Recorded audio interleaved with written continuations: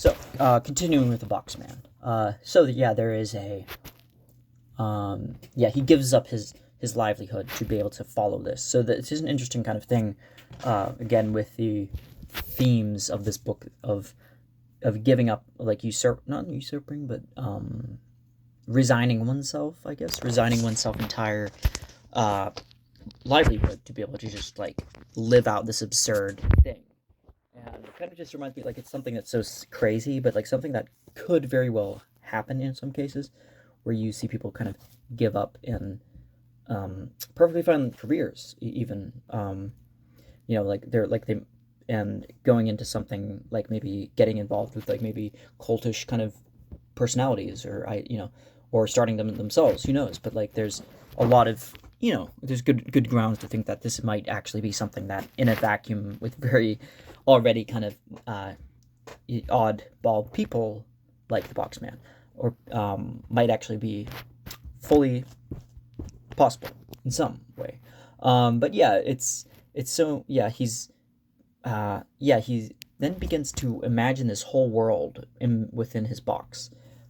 This gave me weird vibes of like VR headsets. I'm not sure how onto this kind of discernible future of like what Kobo Abu was seeing in his head for this, how he envisioned this. I don't know if it's like one of those things where it's like it was just kind of a incidental that he thought of something that was kind of like this, but it did definitely give me a lot of like a weird kind of virtual reality kind of headset thing, or like face, so, one of those VR type things, and like that, he's able to see all these different things in his head, I'm assuming, but yeah, he there's so the young nurse, and it's actually weird because it's like I'm not 100% sure, again, as the unreliable narrator, the Boxman, if he's imagining the nurse and the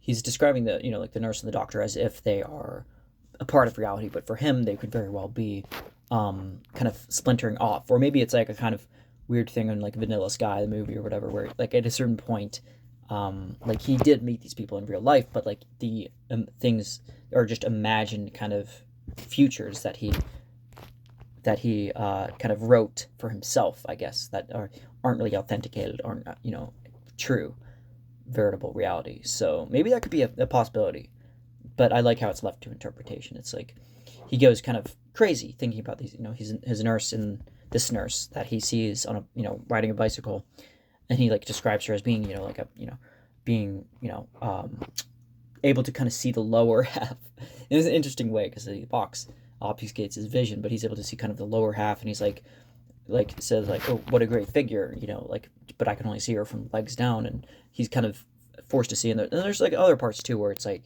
the doctor ends up getting really perverse, not the Boxman, but the Boxman has certain vulgar inclinations. He's kind of like lusting after this woman and seeing and having dreams, and like it's unsure what's real and what's not anymore, and he's like kind of imagining these scenarios where he's like making love to her, or like doing things with her, but it's never none of it is like proven concrete reality. But the doctor is again, you're not sure again what's going on, but the doctor is fully on like basically objectifying and forcing this woman to like strip naked and pose, and the doctor's like almost like a version of like what the Boxman, I'm thinking, me trying to like tie this together in some way, because who knows if it is meant to be all put together, but in context. But I think, for what it's worth, I think the doctor is like a potentiality of like what the Boxman could be, like the worst, most vindictive, awful part of like who he could be, in if he allowed him this kind of like voyeuristic mentality to get out of hand. And then the nurse is kind of like the symbol of like youth and fragility and like seduction and like kind of soft femininity, similar to kind of the woman in the dunes, where she was like very kind of like wistful, and kind of that character of the woman was like namelessly like kind of at the behest of the men in her life, and had to kind of be like filling in and like taking over for this area in the dunes and having to constantly like pour sand out and like just constantly at the answerable, and didn't really have the ability to act on her own accord. So you see that kind of happening in like a kind of things like the men in society are kind of uh, have women kind of in service to them a lot, in I guess in the patriarchy of what's happening in Japan at the time, at least. I'm not sure how much that remains today. But like this whole thing of like dishonor and stuff. Mishima too, I think. To add that, I believe Yukio Mishima knew Koba Abi, and they, from what I heard, I don't think they got too well. I don't know if they're at each other's throats per se. I don't think it was a um, or if it was just kind of a friendly rival like between Turgenev and Dostoevsky, where it's more like they he he disagreed fundamentally maybe with uh, Kobo Abe's socialism and like this kind of because I know he was also new um dang it, I lost her name, Osmodaze too. Both of these have pen names that are a lot easier to pronounce than their actual names. Kobo Abe, it's not his real name. Had his pen name too. But yeah, they all three of them knew each other in some capacity, and I know that I think Koba Abe was more of a active, he was more of a socialist, like he was more for the common good of like everybody getting a fair share, and he was like a part of what inspired a lot of his absurdist kind of ramblings through these characters, was probably the absurdity and kind of nonsensicality he saw in his own life of just circles of like I guess political uprising, or like attempts at a revolution or attempts at reform that kind of went awry or didn't go anywhere, and just kind of the circuitous kind of nature of politics in general, or social, like getting people to actually do anything is like a chore. So I guess that could have been what it is. And again, this is kind of me haven't really read all that much about his Kobo Alba's like personal life, but anyway, I can see that in the sense with the themes to the Boxman.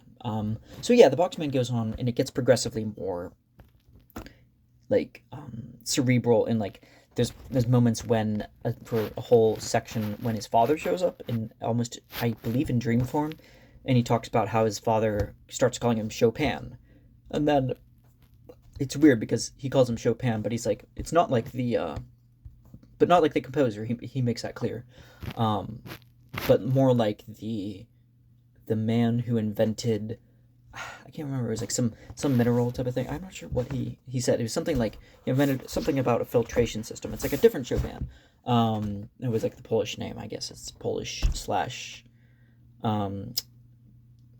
German maybe, I'm not sure. But yeah, there's this kind of these weird kind of things happening in dream form that could very well, I see things, images of stuff that happens in dreams, and it's like hard to for me at least, to kind of differentiate what happened in reality, and like what did I have this conversation about, like like lawnmowers in my dream, or did that actually happen? Because it's like it's something that could happen. So whereas if you're like like did I actually stand on this like 11-story at the precipice of this enormous skyscraper, it had to have happened in a dream scenario. But yeah, anyway, so the Boxerman goes on getting more and more meta and like I wouldn't say self-referential, but like it's the whole thing is about hinges on identity and like issues with it, and like and he's I guess trying to escape to his childhood days, and because maybe there was some,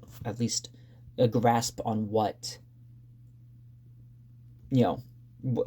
things that he knows for sure, like like positive things that happened when he had when he was a kid, and he's returning to that kind of thing. And oh, and another thing too is the news plays a big deal, like the news cycle, or like the media and the news outlets that are very active in the day, especially you can imagine in the 70s, like by this time I think at least for the last 15 years or so, like I know that like the first soap opera programmed, I think, in like late 50s. So I'd imagine that the news would probably be a very accessible medium at that time, especially not just in um, television form, but just like in any kind of form, like radio, or newspapers, or stuff like that. So he's basically his character is basically the Boxman.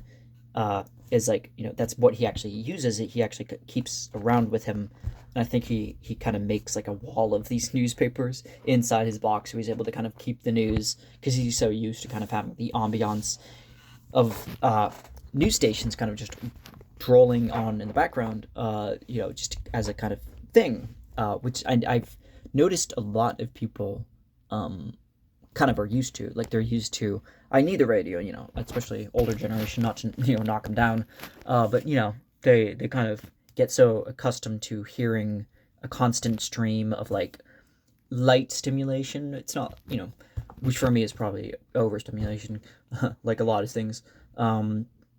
But like they kind of say that they need. I'm not sure if they need it, but they it's a kind of a thing of like I need just constantly just having an ambiance of just that in the background, kind of buzzing. So that's kind of what the Boxman does for a good deal of his stuff. He's like free to really do that, and free to kind of imagine all these things too. Like imagine scenarios with the nurse, and like you never know if he really knows her that well, but he's like using these like weird kind of devices at his disposal to be able to like look like stuff, look but don't touch, kind of I will go this far but no further.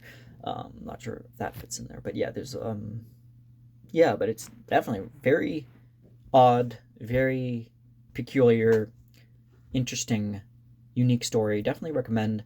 It does get a little bit so the narrative splinters and fractures off into like four different ways.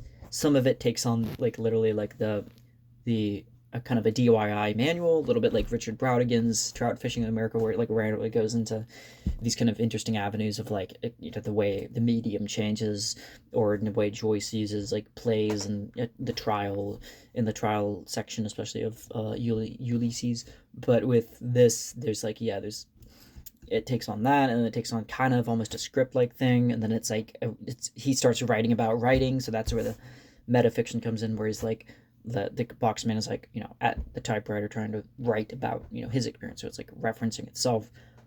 But yeah, but it doesn't get lost too much in the irony. It's like it's very, I think it's servicing, in some sense it's servicing the irony of this. The recursiveness is actually in service to the themes of it, like of identity, and like how easy to just get caught up in this kind of constant stream of like information and news in the age of information age, especially the dawn of that. And DeLillo talked about that too, and White Noise especially.